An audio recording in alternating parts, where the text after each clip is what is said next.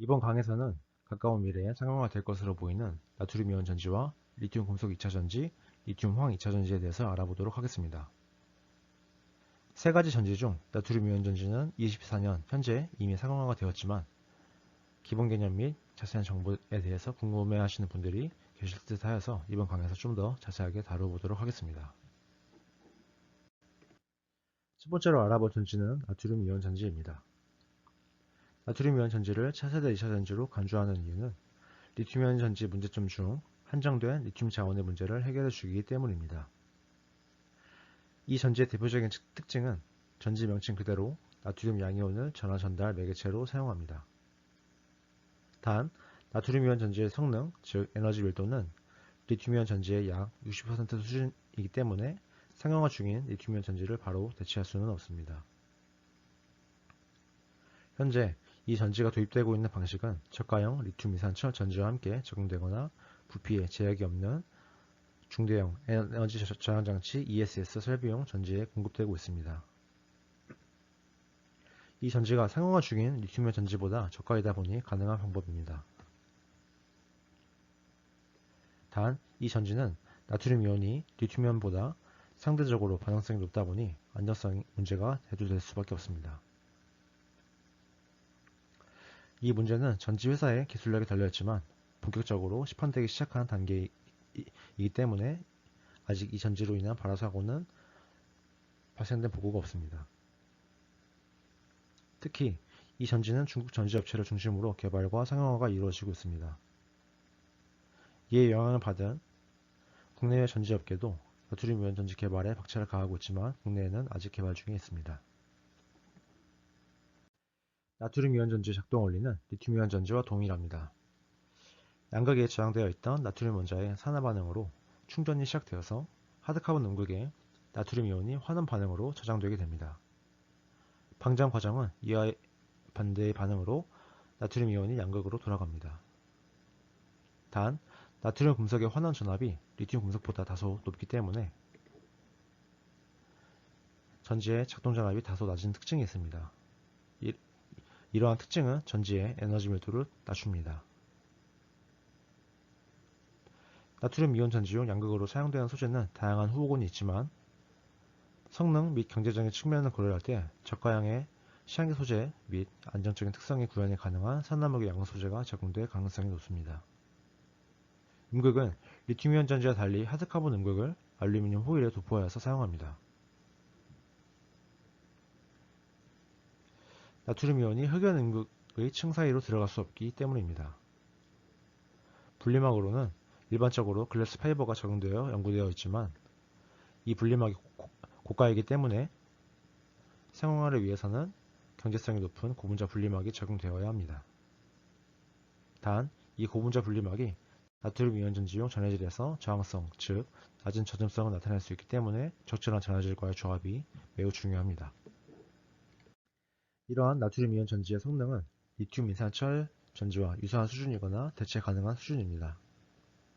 약 150Wh/kg 정도의 성능을 나타냅니다. 이는 니켈 관량의 양극 소재가 적용된 리튬 이온 전지에는 한창 못 미치는 수준입니다. 하지만 수명 특성에 있어서 약 5,000회를 능가하기 때문에 경제성이 매우 높습니다. 즉 2년에서 3년 정도 해당하는 전지 교체 주기가 약 2년에서 3년 정도 증가함을 의미합니다.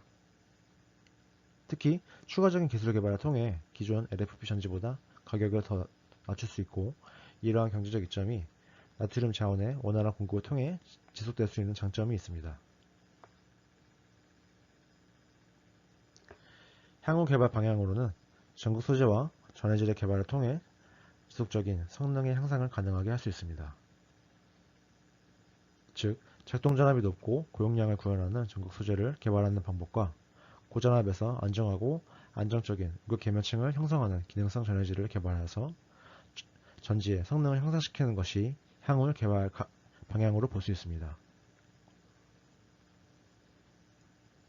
가격 경쟁력에 있어서는 전극 소재 및 분리막 소재의 저가화를 통해서 전지의 경쟁력을 더욱 향상시킬 수 있습니다. 다음으로 알아볼 금매령 차세대 2차 전지는 리튬 금속 2차 전지입니다. 이 전지는 리튬이온 전지의 한정된 저항 고갈 문제는 해결해주지 못하지만 성능이 이론상으로는 약 10배 정도이기 때문에 성능적인 이점이 큰 전지입니다. 이는 리튬 금속이 리튬이온을 가장 많이 저장할 수 있기 때문입니다. 그리고 리튬 금속을 음극으로 사용했을 뿐이기 때문에 전화전달 매개체는 리튬 양이온입니다. 이 전지를 사용함의 가장 큰 이점은 전지의 에너지 밀도가 증가하기 때문에 전지의 부피 감소가 가능하고 동일한 구격의 전지에서 더욱 많은 전지를 저장할 수 있기 때문에 적용된 제품의 고성능화가 가능합니다. 쉽게 말해서 스마트폰으로 다양한 기술의 구현이 가능하지만 전지의 한정된 성능 문제로 잠재된 기술로 있어왔던 기술들이 구현이 가능하다는 의미입니다. 현재 이 전지의 개발 수준은 나트륨 이온 전지와 유사하게 상용화 막바지 개발 단계에 있습니다.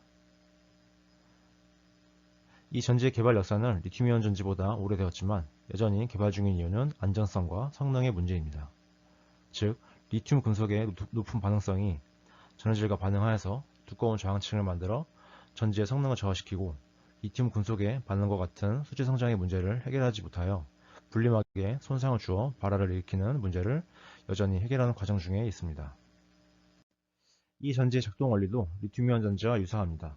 단, 음극에서 리튬 이온이 금속 음극의 표면에서 증착되고 탈리되는 것만 차이가 있을 뿐입니다.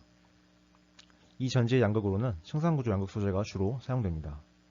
음극은 전지의 명칭 그대로 리튬 금속이 사용됩니다. 분리막은 리튬 이온 전지에 사용되는 고분자 분리막이 사용되지만 리튬 수지 성장을 대비하여 기능성 분리막이 사용되기도 합니다. 전해질은 안정적인 음극 계면을 형성하고 유지시키는 기능성 전해질이 적용되어야 합니다. 리튬 이온 전지에 적용되는 전해질로는 안정적인 음극 계면이 잘 형성되지 않습니다. 이 전지의 실제적인 성능은 리튬 이온 전지 대비 약 3배 정도입니다. 즉, 전지의 성능을 유지한다는 조건 하에 전지의 부피가 3분의 1로 감소될 수 있거나 전지의 부피를 유지한다는 조건 하에 전지의 성능이 3배가 될 수 있음을 의미합니다. 이 전지의 수명 특성은 일반적으로 전해질의 개발 정도에 상당히 좌우되는 경향이 있습니다. 현재 리튬이온 전지에 적용 중인 전해질로는 약 300회 정도의 수명 특성을 갖지만 안정한 음극 피막의 형성을 유도하는 기능성 전해질로는 2배 내지 3배 정도 증가된 수명 특성을 가질 수 있습니다. 단, 이 전지의 음극이 리튬 금속인 만큼 가격 경쟁력 면에서는 이점이 다소 낮습니다. 향후 개발 방향으로는 리튬 금속 음극의 안정한 표면을 형성시키는 방향 및 경제성을 개선시키는 방향으로 진행되고 있습니다. 혹은 전지의 에너지 밀도를 더욱 향상시키고자 두꺼운 양극, 즉 양극의 후막화 연구도 진행 중입니다. 이외에 니켈 과량기 양극 소재보다 고용량 양극 소재의 적용에 대한 연구도 진행 중입니다. 전해질의 개발도 안정한 음극 계명층 형성을 유도하는 방향으로 개발이 진행 중입니다. 또한 안정성의 문제를 근본적으로 해결할 수 있는 전고체 전해질의 적용도 연구되고 있지만 이 경우에는 전고체 전지에 해당합니다. 리튬 금속 전지의 가격 경쟁력을 향상시키기 위해서 리튬 금속 음극의 방막화와 기능성 전해질의 저가화의 방법들이 있습니다. 마지막으로 알아볼 금미래형 차세대 2차 전지로는 리튬 황 2차 전지가 있습니다. 이 전지도 리튬 금속 전지와 동일하게 리튬이온 대비 성능적 이점이 있는 전지입니다.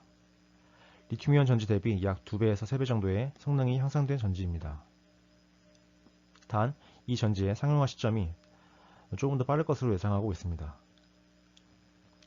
이 전지의 특징은 양극의 황을 사용했다는 점입니다. 전화전달 매개체는 리튬이온이지만 황의 전기 전도도가 상당히 낮기 때문에 카본과의 복합화를 통해 단점을 개선해야 합니다. 순수 황을 그대로 사용할 경우 전지가 제대로 작동을 하지 못하게 됩니다. 이 전지의 치명적인 문제는 리튬 금속 전지의 문제와 더불어서 폴리설파이드의 문제가 있습니다. 폴리설파이드에 대해 이해하기 위해 이 전지의 작동 원리를 이해해야 합니다. 이 전지는 양극의 황과 리튬이온의 환원 반응을 통해서 전기 에너지가 화학 에너지로 변환됩니다. 즉, 황이 황화 리튬으로 전기 화학 반응으로 변환되는 것이죠. 그런데 이 반응의 중간에 형성되는 이러한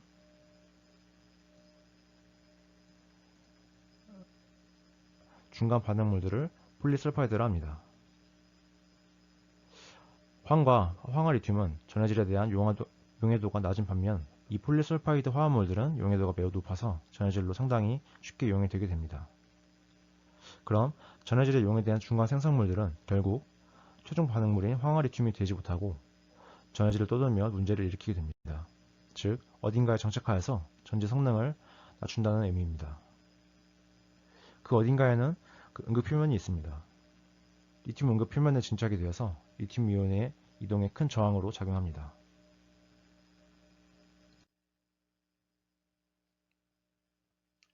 리튬 황전지의 주요 소재에 대한 특징을 살펴보겠습니다. 양극은 일반적으로 황과 탄소의 복합체로 구성되어 있습니다.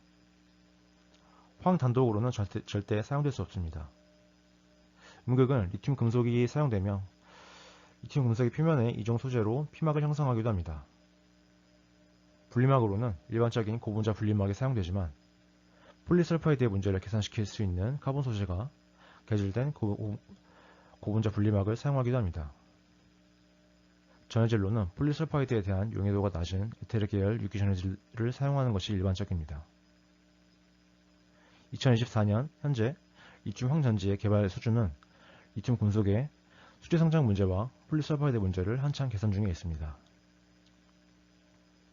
또한 고가의 기능성 에테르 전해질의 경우 폴리설파이드의 문제와 수지 성장 문제를 해결할 수 있지만 경제성을 개선하기 위해 저가의 소재를 탐색하는 개발도 진행되고 있습니다. 다양한 연구 개발로 인해서 이 전지는 나트륨 이온 전지의 상용화 다음 단계에 있는 차세대 2차 전지로 분류됩니다. 국내 주요 전지 업체의 경우 리튬 이온 전지 대비 2배 수준의 리튬 황 전지를 2027년에 항공기용 전지로 상용화하는 것을 목표로 하고 있습니다. 그 이유는 리튬 황 전지에 적용되는 에테르 전해질이 저온에서도 우수한 특성을 유지시켜주고 리튬 황 전지에 향상된 에너지 밀도로 전지의 무게가 상당히 가벼워지기 때문입니다. 리튬 황 전지의 향후 개발 방향으로는 성능 향상과 가격 경쟁력 향상이 있습니다. 이 전지의 성능 향상을 위해서 다양한 방식으로 황과 카본을 복합화해서 양극으로 사용합니다.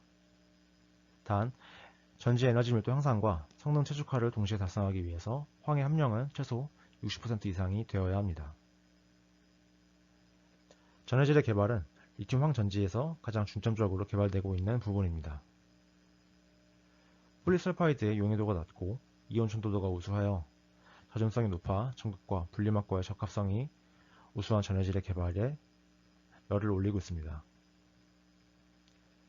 리튬 음극도 전지 성능과 안전성에 영향을 상당히 미치기 때문에 기능성 음극이 지속적으로 연구되고 있습니다.